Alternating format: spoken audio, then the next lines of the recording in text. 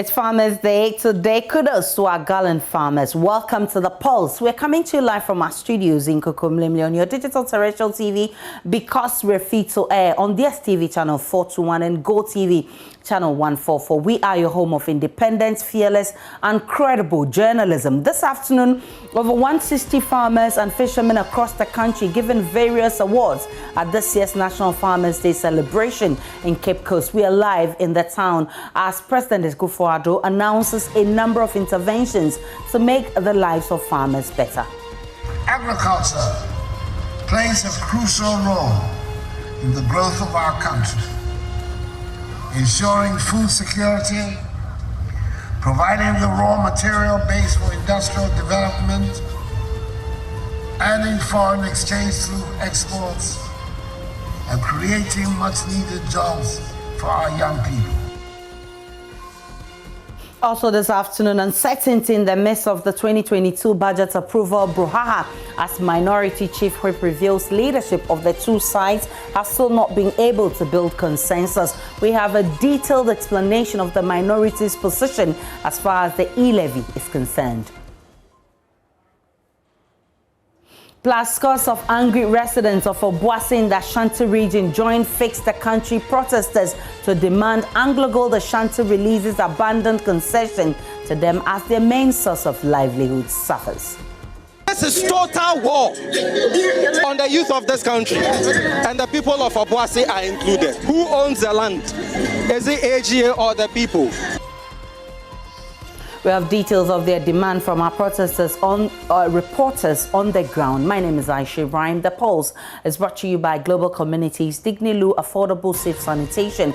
We are your home of independent, fearless, and credible journalism. We are also streaming live on YouTube and all our social media handles at JoyNews on TV. Tweet at us with the hashtag The Pulse. My personal handle is @Denana Aisha. Always a pleasure to host you.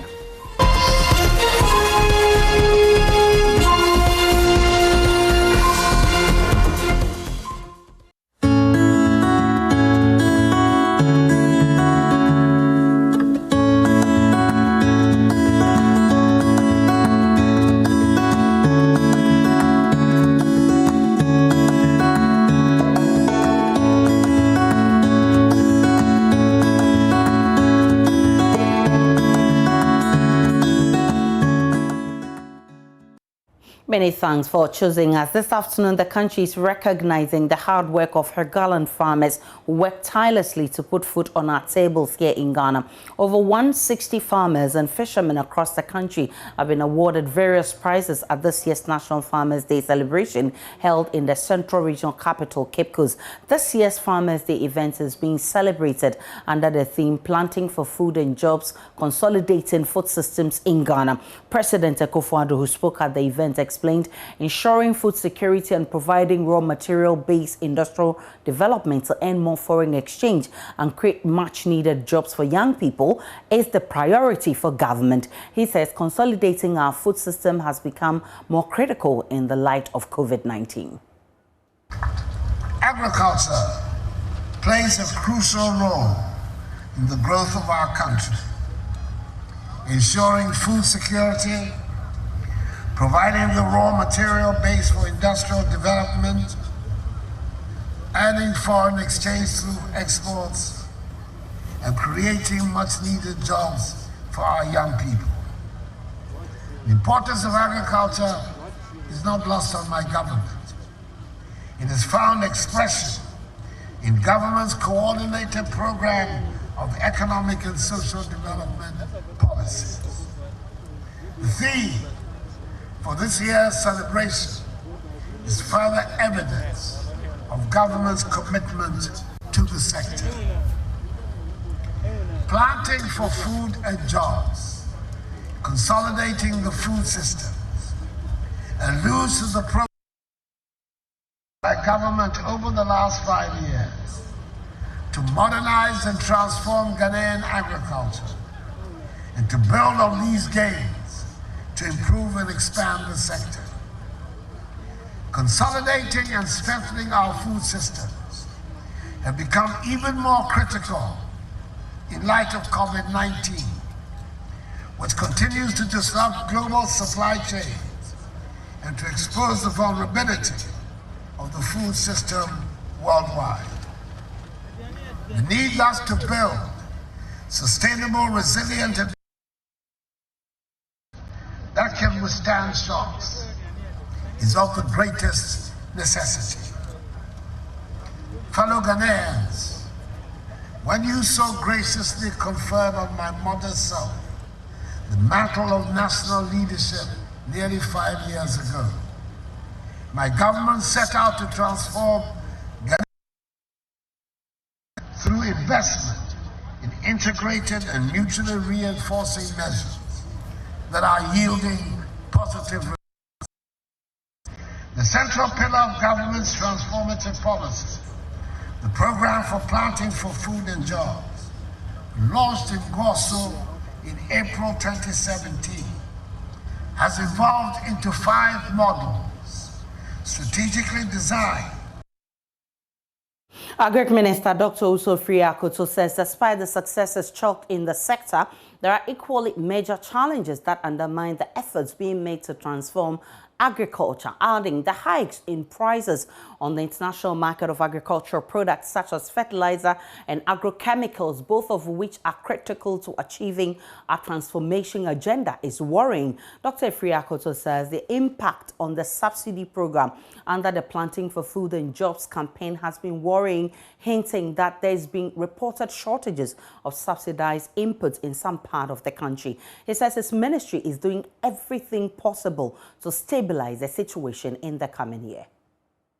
The farmers and fishers have responded very strongly to the incentives that the Akufo-Addo government is providing.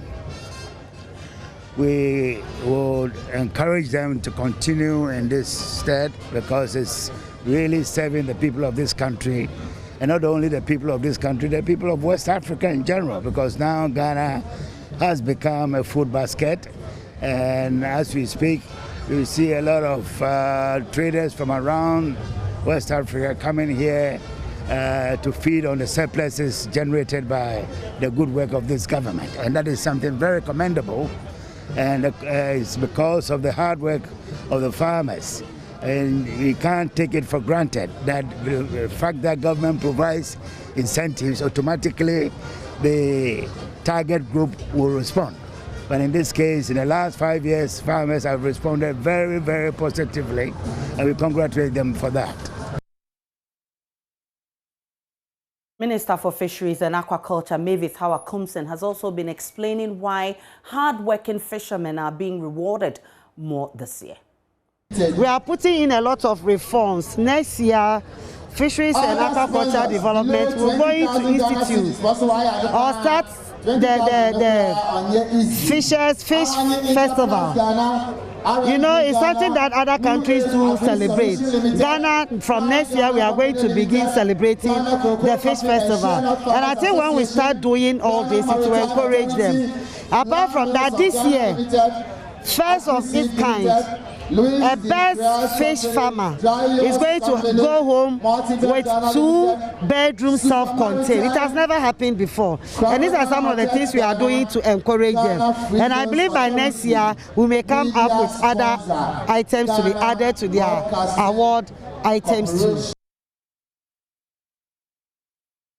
Let's stay on issues of farming a while longer, because land for farming in urban areas is a headache for many as more people continue to migrate into cosmopolitan areas, putting pressure on available land. Vegetable and fresh food growers are the ones feeling the pinch most, dealing with eviction notices as their farmlands are sold for construction of houses. As the country marks Farmers' Day today, JoyNews' Justice Beidou has met some of Accra's last farmers battling with estate developers and city authorities for a place to grow food. Time was when this was a space for vegetable farms. Today, it is a built-up chain of expensive estate homes in the busy parts of Accra. Most of the people who used to farm here have left. My name is Mohammed Awa Suleimana. We do some couple of grasses here, and some local vegetables. Awal's father came to farm on this land right by Accra's busy ring road more than 20 years ago. I was assisting him, but now he's late, so I have taken over from where he stopped. There are still pockets of spaces like this where farmers still find the serenity to be able to grow their crops. But analysts warn that depletion of farmlands would be a big threat for food security in a country where many people continue to move from rural areas into bigger cities like Accra. As we are here, we don't know when we'll also be living here. Because you'll be there, they'll just give you notice to vacate the place. Maybe if they are to build, make some construction, so they move us away. So sometimes it's very hard to find a land. And as you can see, this space of land, we are many here. We are about 20 something. We are about 20 plus members that are working here. Sometimes, like the way you just find us picking the weeds and making this place tidy, they can just come tomorrow and say, we are going to build something here and we are giving you like a month to leave this place. And within that month, if this grass should grow small, they might not be customers for you to sell. So it means you are going to leave all this grass, which is money, behind and go. Majid Ibrahim also farms a few meters away from Awal. He has recently been moved from where he used to farm when estate developers suddenly showed up one day and brought down his entire cabbage farm. Assassin ni ankran hadia assassin wo yenye bi sadia yepem but se be ya obanya no unse me kire obi de one bed ano kakaka ye wa ha. There are no available lands in Accra now. We are 27 farmers sharing this small space. If we had land, we could do so much more. Cabbage, green pepper, everything. But the lands are not there. Unlike the vegetables, you can't go to north to bring vegetables here. They will all dry on the way. So the vegetables are all taken from here. The women, they depend on us. They don't buy any vegetables from anywhere. They come here, that's where they get all the foodstuffs into the market. So if you send us away, who is going to produce food for us? Awal says he and his friends have consistently asked for help with secured land from the Agric Ministry and have not had any response. With the growing numbers in the city and the dwindling spaces for farms, the country's food security may be on the line. Justice Baidu, JoyNews, Accra.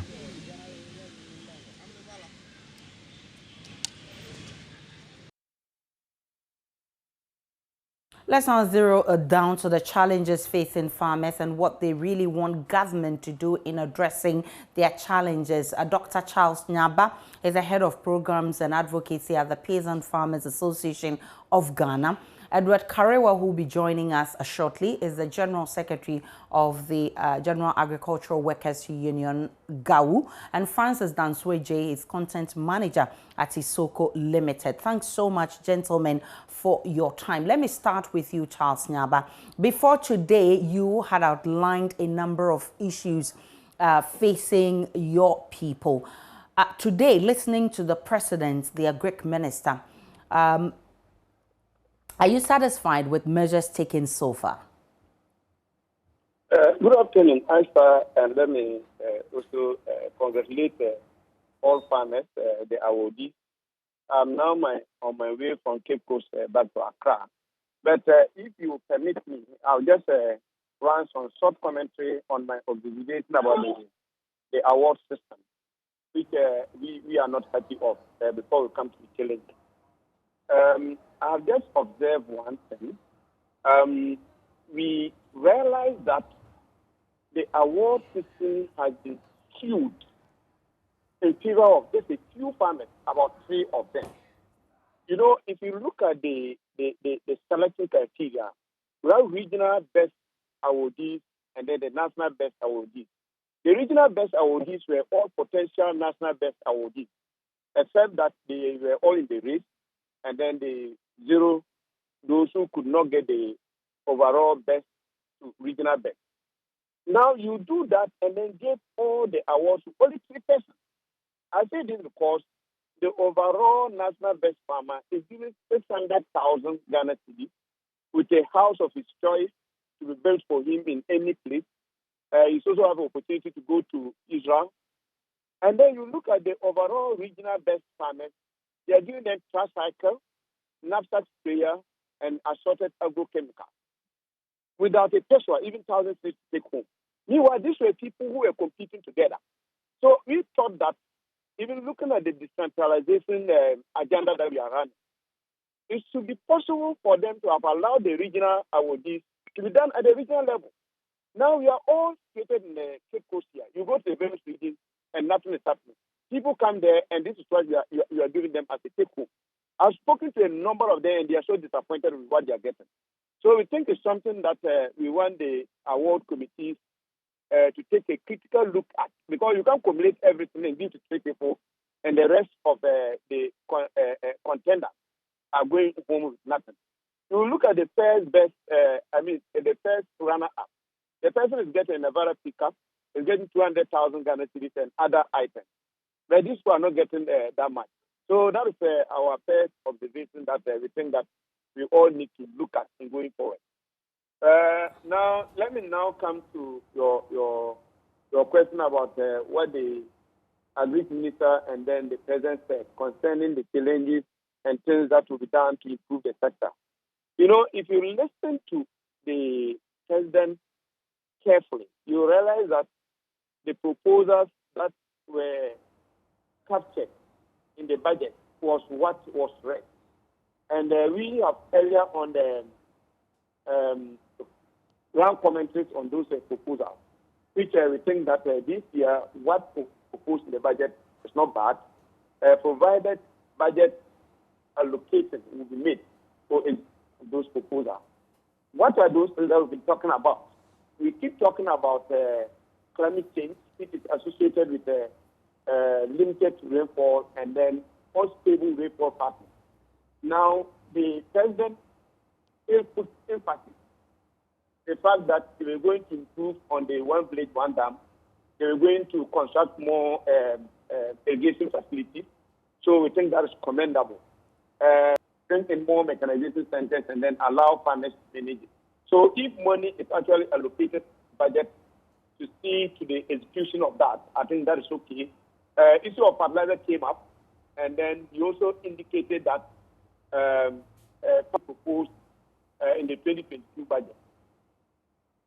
Now, when I spoke with you yesterday, you spoke about the fact that you needed government to work on its one village, one dam project. You also spoke about the fact that... just like we said, the government started with the one village, one dam, and then I think it wasn't properly executed. So after the election, last year it was not in the budget, but it was captured this year in the budget. That we hope it will be done, because one of the major constraints that when you travel across the packaging and exporting, because that's where you are creating jobs for your people. That's where you are getting value for what is actually produced. But looking at the planning for food and jobs, they focused it on our side. We have 5 pillars. All these 5 pillars are only addressing production, because we talk about the fertilizer pillar, we talk about the seed pillar, we talk about e-extension, we talk about the marketing, and then you talk about e-agriculture. All these ones are not addressing value addition. You know, they are not addressing processes. They are not addressing proper packaging. So in going forward, for us to make meaningful progress, we need to be thinking of how we will address the other challenges along the entire value chain. Now, there is also what we call realm for food and jobs. Okay. But when you look at government budget and the focus over the years has been on only the crop subsector. Meanwhile, we have potential to also improve on our livestock subsector, especially the local livestock like goat, sheep, cattle. Because even if you are talking of livestock, they are only talking about the intensive rearing of poultry, which we are not also doing well. So we think that we need to also diversify, because in the midst of climate change, when rain fails, you may lose everything that has to do with crop. But when rain fails and you still have enough, you have livestock, you have cattle, you have sheep and other things, you can still depend on that. So we are looking at instances where resources are also allocated equal as we are doing for planning for food and jobs, or that of the ready for food and jobs. Let me bring in Edward Kariwa here. Edward, you have over the period lamented over the plight of farmers in this country. Today, the president has been assuring of measures to deal with these challenges. First, let's understand the extent of the challenges that farmers face. Then we can access the president's assurances. Well, it is common knowledge, it's public knowledge about the challenges that farmers face in this country. The challenges, vary from production to post-harvest losses and then to marketing. And if you look at the production level, there's a range of challenges.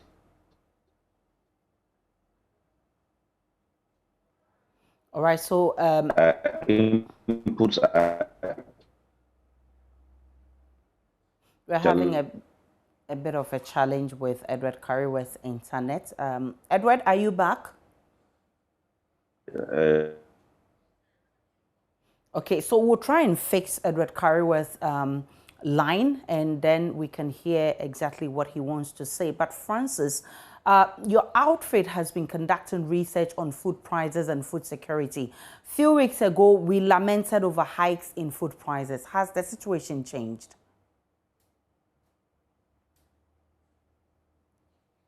Francis, kindly unmute for me. Hello, Francis.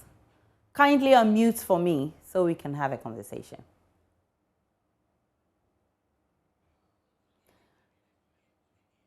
Francis, kindly put your audio on so we can hear what you're saying. If Edward Kariwa is back on the line, Edward, let's hear the issues affecting farmers, which you want government to address, especially as we enter 2022.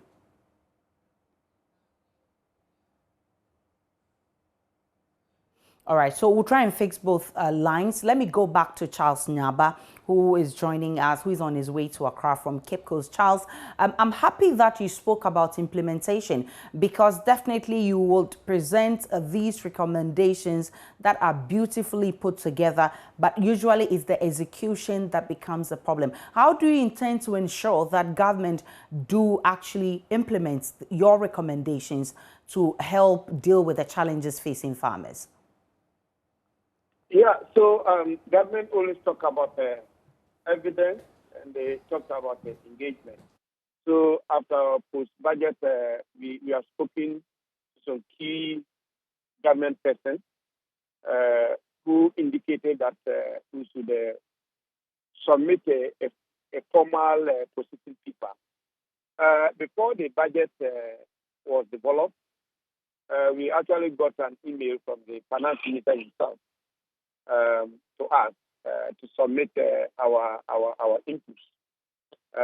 And then we realized that most of the issues that we raised were just listed in place in the budget. So what we want to do is to actually, we have a team made of farmers, university lecturers, and other think tanks who are trying to put this together. Now that the Farmers' Day is over, we will be submitting same to the Agric Ministry and that of the Finance Ministry. We will also follow up with engagements to try to dialogue to see how best they will consider the recommendations that we are making. And then we are hopeful that if those are considered, since they were captured in the budget and then are reiterated in the Farmers' Day, maybe something positive will come out. For your time, Charles Nyaba. He is the head of programs and advocacy for the Peasant Farmers Association of Ghana. We'll take a break on the Pulse. It's still Farmers Day edition of the Pulse. Of course, a lot of the farmers have been recognized and they've been giving awards at the events in Cape Coast. Our man, Kojo Nyakon, has been monitoring events for us. We'll have him join us shortly and we'll be telling you more about who won what at the event. Stay with me on the Pulse.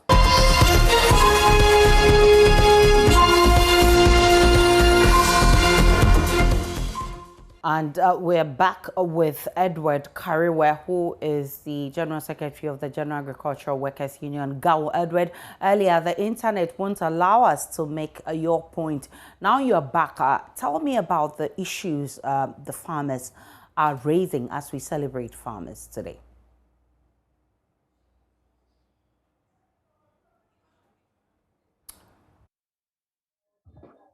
Hello? Make the point you were making earlier about the challenges facing farmers. Yes, I'm saying that when it comes to the challenges, they are well known to all of us. We can continue to recount them, but then we know that if you look at them at production level, there are a mirage of problems. It comes to post-harvest losses, mirage of challenges, and then marketing. Now, we have not been able to address all these challenges because some of the challenges are just a mere organization of policy. You know, when the policy is properly framed, they will fall in line. For instance, we are talking about credit to farmers. To what extent have we actually worked with the financial institutions to be able to give credit to farmers? We are still stuck with the old orthodox measures, demands by the banks that you must provide collateral before you get loans from them. And you cannot apply that to farmers too, particularly the type of farmers we are dealing with. So we have not been able to fashion out a workable credit system for farmers, whereby farmers can on their own deal with the financial institutions to take credit. Technology is just still a problem.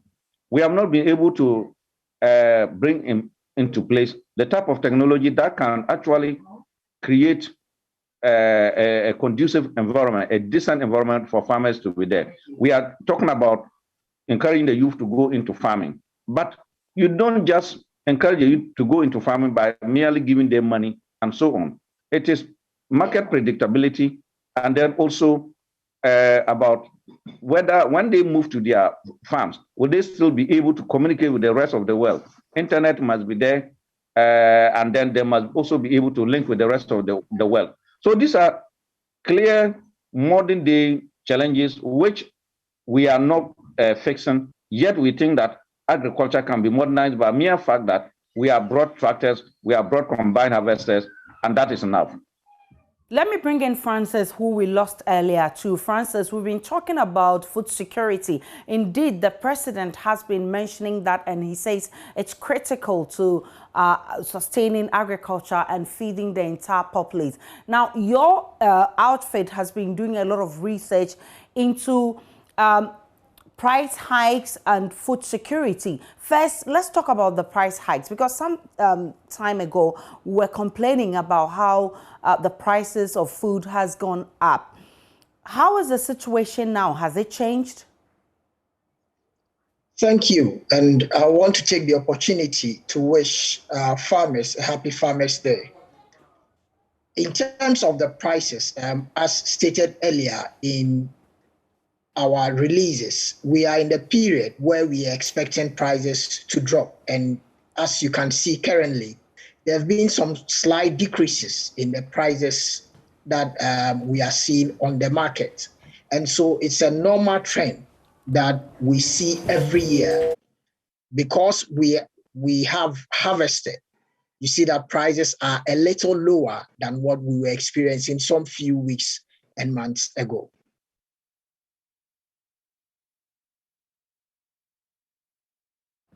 What would it take if we really want to attain food security? Because the president has been going deep on this one. What would it take for us to attain the status?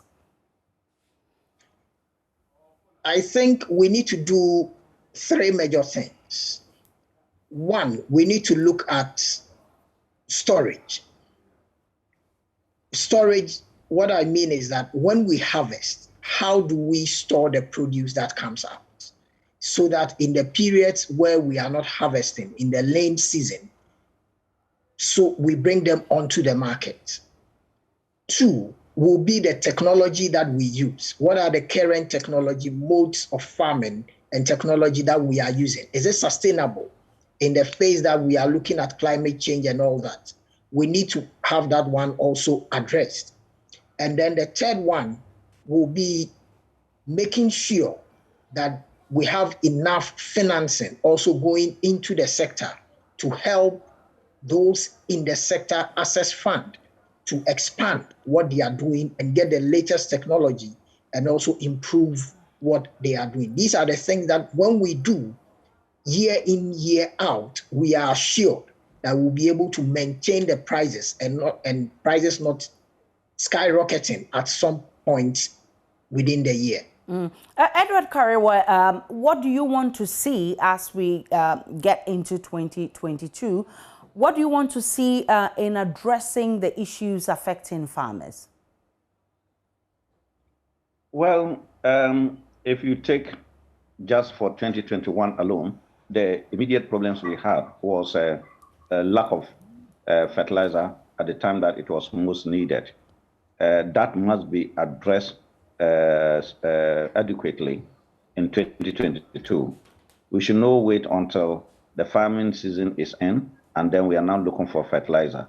And that one was a mere policy failure, because if they had paid the suppliers of fertilizer, they would not have withheld supplies during the season. So that must be adequately addressed. Then two, government also made us to understand that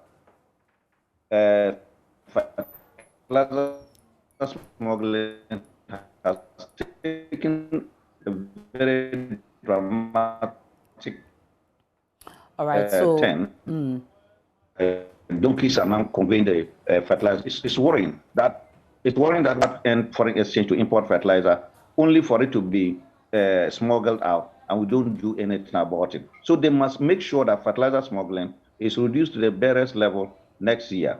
And then apart from that, there was a claim that it is because we over-exported. That's why we had shortage of maize in the system during the lean season.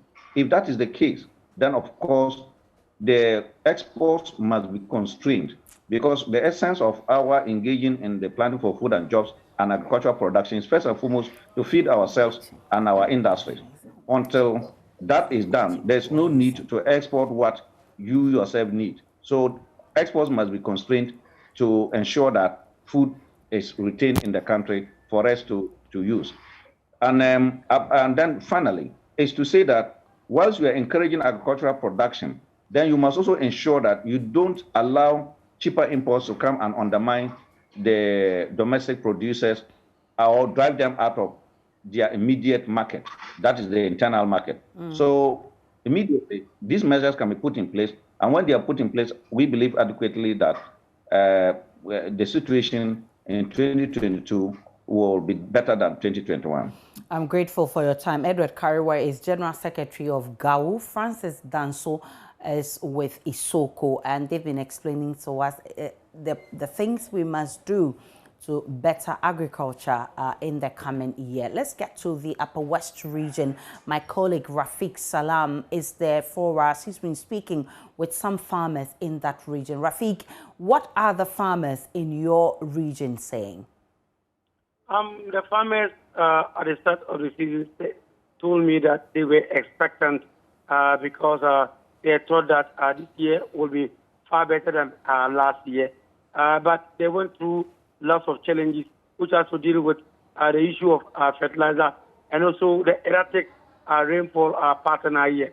And so for them, yes, Farmers Day, they are celebrated, but they are not all that happy with what went on the past 3 months. Now, we've heard the president speak about a number of things and interventions they intend to do. He talks about a fertilizer plant and others that will help deal with some of the challenges facing farmers. How are they taking this news coming from the president? They have welcomed the issue of fertilizer because here, when you take the Upper West region, for example, the poverty level is too high. And so if this issue of fertilizer subsidy is brought onto the people and it's well monitored and it's not smuggled out of the country, at least there will be a lot of welfare regarding agriculture in this part of the region. Remember, at the start of the farming season, a subsidized fertilizer cost about 49 cedis, which was not available. As we are ending the season, fertilizer now is being sold for 200 Ghana cedis. And so if government came out with lots of intervention, especially on the issue of fertilizer, for them, it would be good for them. But let me talk about the Farmers' Day who took place here in the Upper West region. It took place at all the 11 administrative, municipal, and districts in the region. And so that was the famous Bureisa. This took place at Kejikori.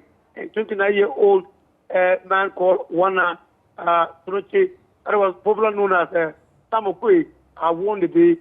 He was awarded the position of the overall best farmer in the DBI enclave. Rafiq Salam is our Upper West region correspondent, and he's been telling us what farmers in that region feel about assurances from the president at the Farmers' Day event. Let's do more about people who are enjoying farming right now, because the best way to enjoy my retirement was to employ myself. That's according to retired physician specialist Dr. Frank Bonsu. He has embraced his passion, which is farming, and has gone back to his village at Nsuta in the Ashanti region to set up a modern farm. The farm manager of the National Tuberculosis program wants to inspire the younger generation to take up farming as a career. The 62-year-old says it took him 10 years to plan towards becoming a farmer. JoyNews' Mahmoud Mohammed Nuruddin has the rest of the story. It's for sorting the eggs, grading the eggs in sizes. So the small ones and the medium ones come. So everything is automated. We sort them into sizes, so everybody is treated fairly. So when you say you are buying light size, it's according to some specified weight. We don't sort by hand. Trained as a physician specialist and public health consultant, Dr. Frank Bonsu has worked at all levels of the healthcare delivery system. I've worked at all levels of the healthcare delivery system. I started working in Cape Coast Regional Hospital. I was the medical superintendent in the Dunkwa Government Hospital. And then I went to do my postgraduate, was posted to run the regional health services in Buena Harbour region as a public health specialist and physician and a consultant. I worked several times, trained as an epidemiologist. I came to the national level to run the National Tuberculosis Control Program for many years. But Dr. Bonsu says one cannot leave his passion. You can't leave your passion. Medicine has always been my dream, but once I've fulfilled my dream, then I have to do my passion. So I've done with medicine. I refuse to take contract. I refuse to do any consultancies. I just want to settle down and do farming. And I'm enjoying it. But for COVID, which is making everybody a little bit unhappy, but we know it's transient, it will also go away, and then we will be happy. Though Dr. Bonsu can't quantify how much he has invested into the poultry business, he can boast of 2,000 birds and 300 acres of farmland to cultivate maize to feed the birds. In a week, you will make sales about 6,000 in a week, based on this capacity of birds, about 2,000 birds capacity, about 6,000 cities. So in a month, yes, in a month you make around 24,000 Ghana cities. But then you're going to use this same amount to buy feed, to buy your soya bean and all that, pay your staff and all that. We have a 7,000 bed capacity for farms. We've also acquired some 300-acre land that we cultivate our maize to feed our birds. We have our own feed mill that we use to support feeding the birds. So that's how I came into living in this rural setting. Dr. Bonsu declined a teaching appointment after retiring to focus on his farming business. I was given some teaching appointment, I turned it down, all because I wanted to pursue my passion. Because once you get into being employed by a government, you don't have time for yourself. If you are faithful to yourself, then you need to be at work. You can't cut corners. Some of us, because of our Christian background, we just couldn't do farming full time. Dr. Bonsu was not raised at Nsuta, but he is reuniting with his natives to mentor them into farming, especially those who are not in school. Now, I've been working, I was based in Kolebu in Accra before I came. That's where my offices were and I was working. But this is my village. I wasn't raised here anyway, but our dad, growing up, brought us here to make friends in the village. So coming here was not a big issue for me. So I just decided it's better to come and be with my people, and the skills that I've acquired over the years, the experience that I've acquired over the years, I impact to the younger generation. The rural folks, some of them, they need somebody to mentor them. And I thought I could be such a person, mentor the young ones into farming for those who can't pursue higher university degrees. And we've managed to get quite a number of guys who are come here, attachment, study. Some of them are doing grass cutter farming, because I also have a grass cutter farm here. And we do a little bit of snails as well. Snail. We've just started rabbits as well. So we use this place as a kind of training grounds to ask the younger people to come in to see that it can be done. The retired physician specialist says one doesn't need big capital to start farming. And that you don't need much big capital. As long as your mother has 1 acre of land and you are ready to commit yourself by way of hard work, we are here to support you. So we make our capacity available to them. If you want us to prepare feed for you, we'll prepare it for you. If you want the know-how, the knowledge, where to secure your birds, we would advise you. We are even planning to brood day-old chicks for them, those who want to go into poultry, because I have a 5,000 capacity to brood day-old chicks in cages. So if you come and we brood it for you to the point of lay, then you can pick the birds and then you can go and start something. But it took him 10 years to plan towards establishing his farm. Well, a journey of 1,000 miles begins with one step. When I was working, I knew I would do farming, so I was saving towards it. If you want to do the right things, you need to invest properly. And you can't overnight invest. So I planned for it. Well, it took me 10 years to plan for this.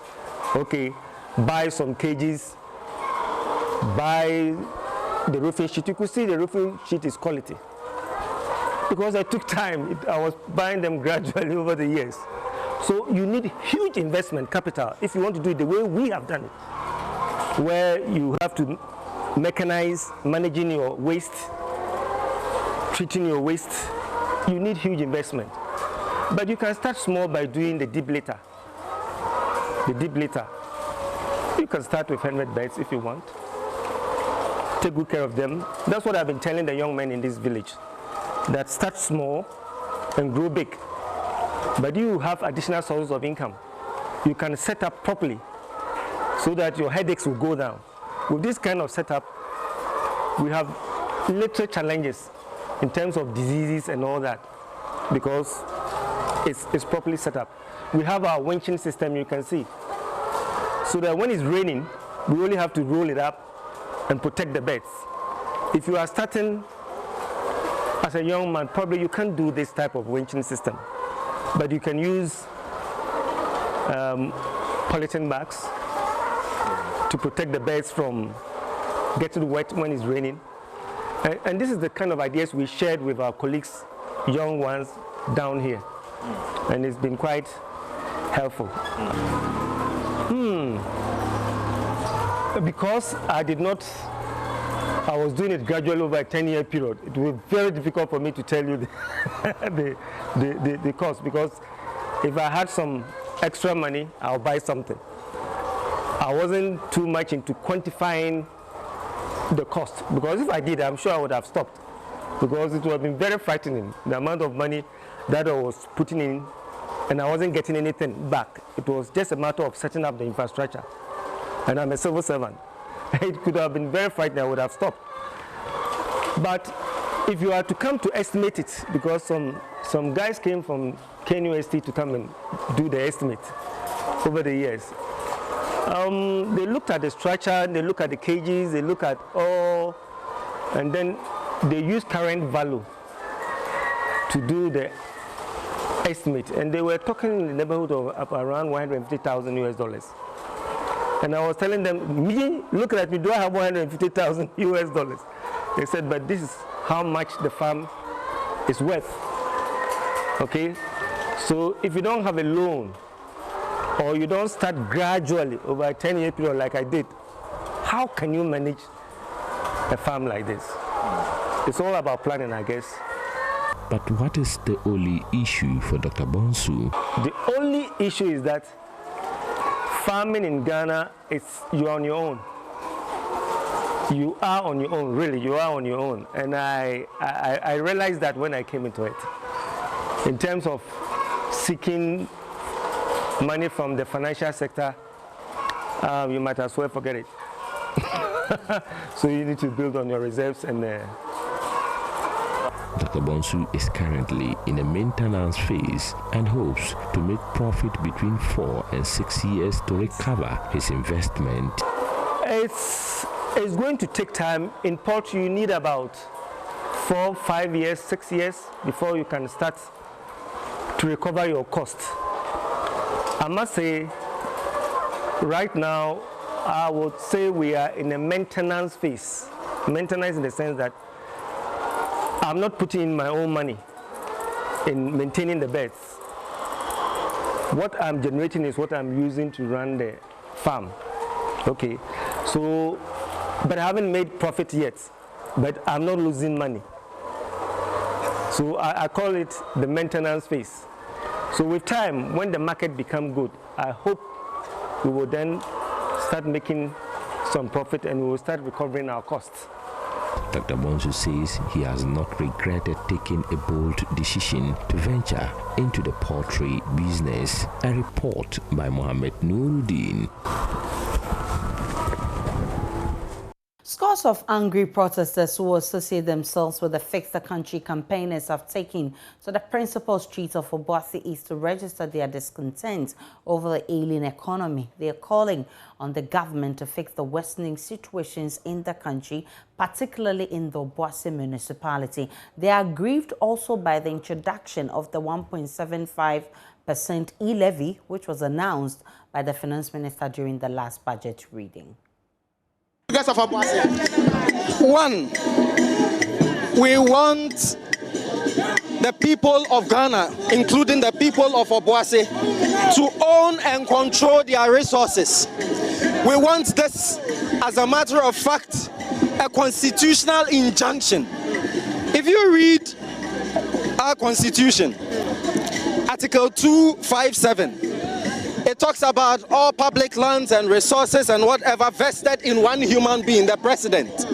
So today, the president can wake up on any side of his bed and then decide to give our resources, our gold resources, our mineral resources, to a foreign company. And that's precisely what has happened with the people of Obuasi and AGA. Why do we have, the likes of AGA here and not the likes, that fundamentally fights for the people as well, or indigenous, Ghanaian companies too? They would rather prefer Chinese entering our mining spaces. They would rather prefer Americans entering our mining spaces rather than the people of Obuasi entering those mining spaces. And that's why currently, as we speak, they have clamped down on small-scale mining.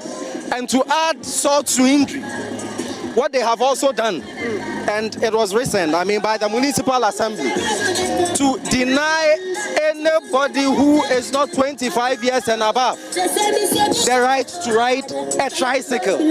So this is total war on the youth of this country, and the people of Obuasi are included. Okay, specifically when you talk about Obuasi, you are aware that AGA gave some concession to the small-scale miners, and in an attempt to do their business, they also trespass and get into AGA land. That is why they are restricting them this time around. Don't you think it's a good measure to put in place so that to sustain the company? Who owns the land?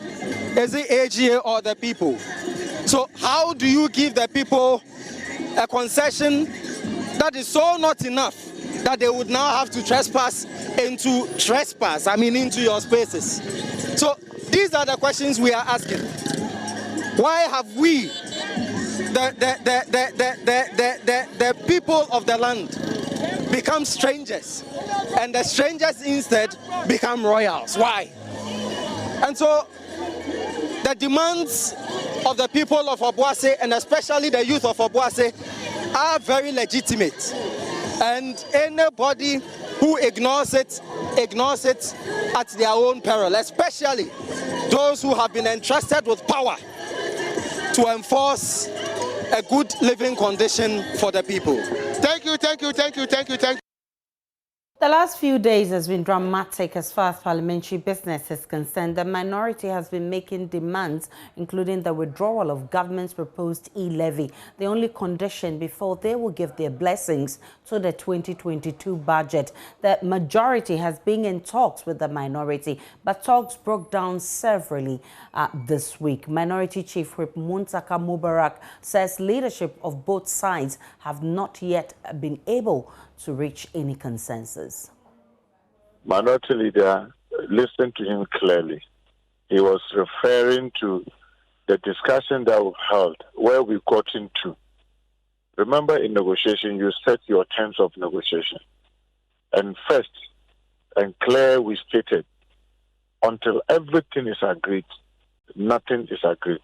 And we started engaging and had the discussions and went on. It broke down along the line. Because of the terms of the negotiation, until everything is agreed, nothing is agreed. We don't have any. Our position is that we oppose the e-levy, the tidal waves issues we raise, the Ijapa we raise, the AKE we raise, the budget of parliament we raise. All these things are things that we demanded. And you remember our press release on Sunday, signed by the minority leader himself, clearly stating our position. The minority's initial position was outright rejection. In fact, the minority leader, I recall him saying that the levy must be rejected because it was irresponsible. Going forward, you intend to negotiate with government to bring it down to 1%. So you're not totally rejecting it. We are telling you that we have a position. And the position we went into the negotiation with was that, look, drop this e-levy, come with a bill, let us do further consultation, and then see how we can build consensus with. That's the position we entered into the negotiation with. And we are saying that you can't go to a negotiation table without moving, without making shifts. Government have to move to the middle, we have to move into the middle. But because there was no an agreement, it's like everybody gets up and goes with what he came to the table. So there's no an agreement. And where there's an agreement, we'll definitely communicate to the public that, look, after extensive consultation, ABCD has happened. Some of your members are demanding an outright rejection of this levy. You say that even though the government has indicated that it is going to decrease the percentage, there has not been any discussion between the two of you, two sides, on this matter. You're waiting to have a discussion, negotiations, to have a shift from this. But your members don't want a shift. They just want an outright rejection. What do you make of that? Obviously, if it becomes necessary for us to move to the middle, we will communicate that to our caucus that, look, after the extensive discussion, this is where we are. And obviously, every member of the caucus will have to fall in line. We are running a caucus, we are not running an individual enterprise. The caucus position is that we are not for it. Now, if you're a lover of made in Ghana products, then the place to be is the Nungwa Barrier Junction Mall, as the second day of the Joy Prime Made in Ghana Fair is underway with over 50 exhibitors. Michael Ashale is our man on the ground, and he joins me with more. Papane, you've been interacting with some of the vendors and patrons. What have they been telling you?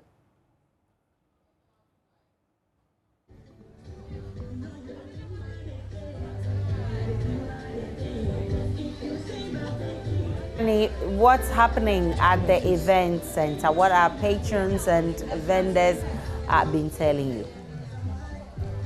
Okay, sure. So we are live here at the Nungwa Junction Mall, where over 50 vendors have set up to bring us the Joy Made in Ghana Fair here. I've been speaking to some of the vendors here. I've been speaking to some of the people who have been able to buy from some of the vendors here, and they've been telling me this is a wonderful thing that has been put together by the multimedia group, and that they want this to continue every single year. Probably, if you can have it every quarter even. I saw with some of the vendors here, and I have this particular one here. No name, I'll ask him the name. So the manager of this place will speak to me briefly.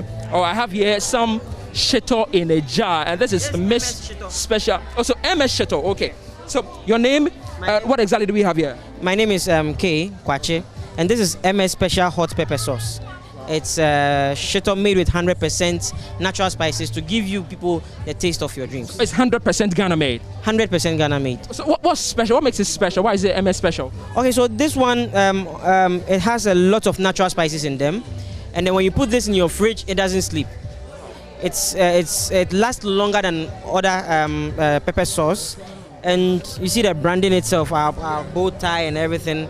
Our branding is quite unique too. Okay. And the thing is, it tastes very good. Very, very good. So we know you are here because you have juices offers for people who are watching us and people who are interested in the fair.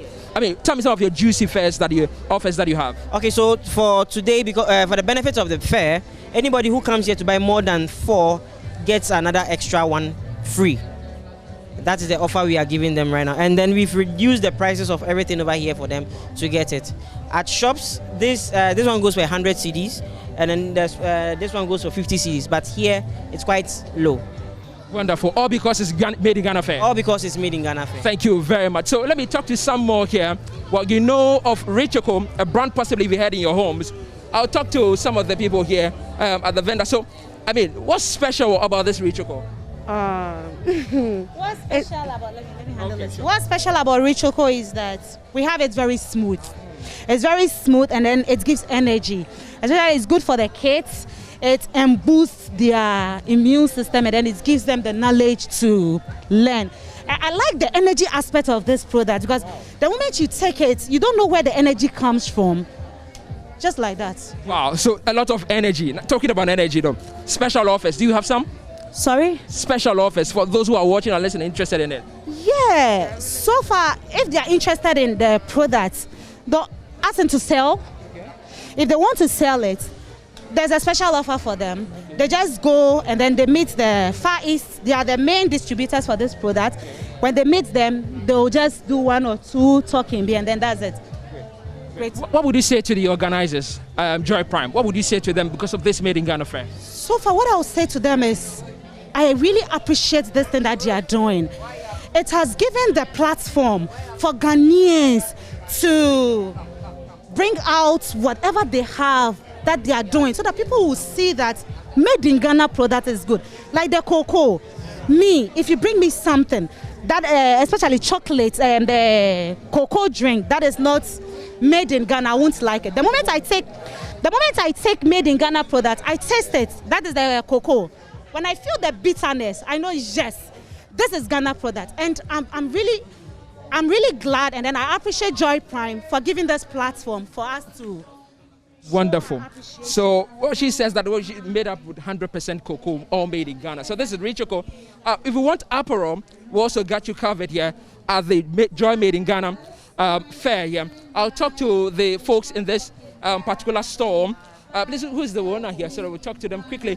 What do you have here this afternoon? This is still the Junction Mall at Nungua Made in Ghana Fair, organized by Joy Prime. Who am I talking to? Okay, both of us. Wonderful. So, I mean, tell me, specially, what do you have here for this particular fair? We have bees, we have Northern Kente, we have the smoke, and then I would like to show you the different types of smokes that we have. We have the Dagoya smoke, we have the Gonja, we have the Wale, we have all in stock. And then we are on Instagram and then Facebook as well. We are on Instagram as First Collection and then Facebook as First Collection as well. Our number is 0245439322. And then you can locate us at Teshi behind the Crown Oil, Fair Junction. Talk to me about special offers that you've brought because of the Joy Made in Ghana Fair. You have brought to the doors of people who are looking to buy from you. What special offers do you have for them? We have 10% discount for anybody who shop from us. Okay. Wonderful. So this is the very first time you are hearing this. Yes. Everything in your shop right now, 10% discount from this particular store. What's the name of the store? First Collection. First Collections. Divine Beats. Wow. So Divine Beats and First Collection are bringing you 10% exclusive, nowhere else but Joy Made in Ghana Fair. It's just one time, nowhere else is going to happen. So this particular stand, I'm seeing they're into a lot of plastics. What am I talking to? Mabel. Wonderful. So I have Mabel here who will walk me through some of the projects. So Mabel, quickly, what do you have? Okay, so we have a lot of plastics here. They are not ordinary plastics because these plastics are BPA free. There are no chemicals in it.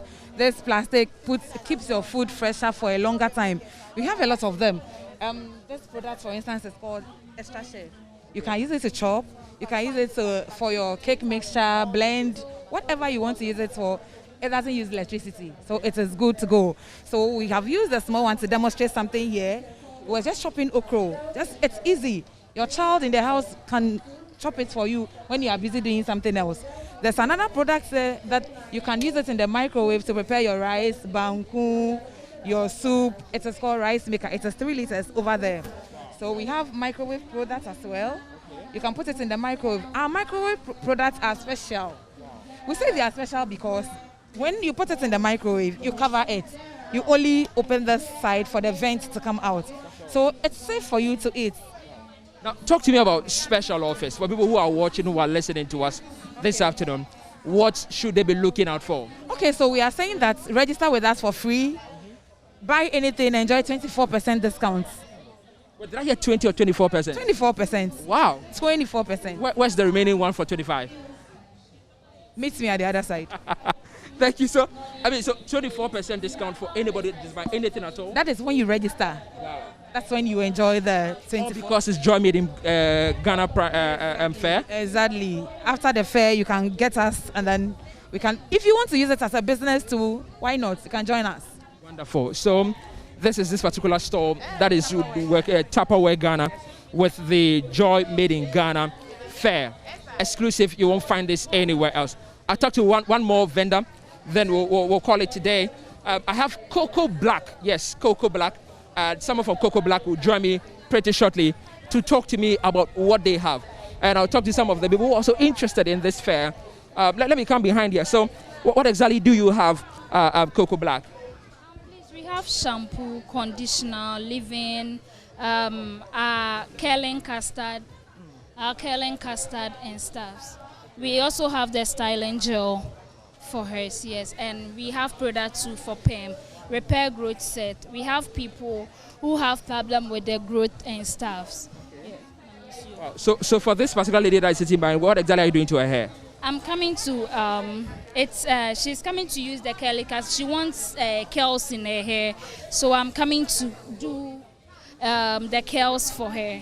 Wow. Yes, please. And this is made using your product? Yes, please. Wow. 100% made from Ghana? Yes, please. Wow. Wow. So talk to me about some other products that you have and the special offers that you also have available. Okay. Let's talk about our repair growth set. People have issues. We have breakages and stuffs, the hair growing and those stuffs. As you can see, this one is mini curl. Some people want curls in their hair. So as you can see, as I used it, it's just leaving then oil, which is lanolin, then we have then our custard. Yes, please. Now, what about special offers for people who are interested in yours? Okay, if you come and you are interested in our product and you want to buy, we give you 20%. You have 20%? Yes, please, 20%. In everything that you have here? Yes, please, it's 20%. Wonderful. So this is Cocoa Black, the store right here at the Nungwa Junction Mall from the 2nd of December all through to the 5th of December. This program is happening. The Joy Prime Made in Ghana Fair is happening here at the Nungwa Junction Mall. Over 50 vendors here, from apparel to plastics to food, even for your pets at home. There's a store here that is for dogs that you can be looking at. There are foods for people who are vegetarians and all that. So, Aisha, there's really everything for anybody who's looking at, again, a discount for the festive season that we are entering into. So, this is us from Junction Mall. This is the Joy Prime Made in Ghana Fair. Patni Ashali bringing us up to speed with what is happening at the Junction Mall with the Made in Ghana fair. If you haven't been there, you should make your way there because there are lots of stuff for you, lots of goodies and packages that you can grab for yourself. Now, the private security guards at the KJTR market in Kumasi are threatening to lock up the facility over non-payment of 4 months' salary arrears. The workers of Legsbina Security Services say they will defy all odds to embark on the industrial action if they are not paid by December 3. There's more in the following report. Feeding and transportation fares are major challenges faced by the private security guards. They say management has failed to provide identification cards and appointment letters despite being in the business for 2 years. Isaac Owusu is leader of the aggrieved security officers. Small salary, 500 a month, excluding bank deduction. And you get 4.96 thereabout. No increment for 2 years. They've not increased our pay for 2 years now. No ID card. Now, as I'm running uniform now, if a policeman asks me, produce your ID card for me to see that you are part of this company, I don't have the card. I can be arrested. How can you be wearing uniform whilst you don't have card? Which means you are a criminal. No appointment letter. How can we work 2 years? We don't have appointment letter. The aggrieved security officers say efforts to get management of Legsbena Security Services to clear the salary arrears have yielded no results. Isaac Owusu says they will lock up the KJTR market if management fails to pay them on December 2. We have given them some date. That is 2nd December. If we don't get our money in full, we are going to close down KJTR. We will lock all the gates. Nobody enter, nobody go out. Until we hear something better or our money is paid before we open the gates. Operations Manager of the KJTR Traders Association, Ahmed Kwatin, says their action is a threat to the business. We know that Delta Force is capable of doing it because we all witnessed what happened in court where they forcefully removed persons standing trial so they can close the market as they are threatening. But we the traders are worried because it's almost Christmas, and if this is what is gracing the season, it will really affect our business. Meanwhile, management says they are working to resolve the challenge. And that's where we wrap up the Pulse this afternoon. My name is Aisha Ibrahim. Many thanks for watching. Enjoy the rest of our program.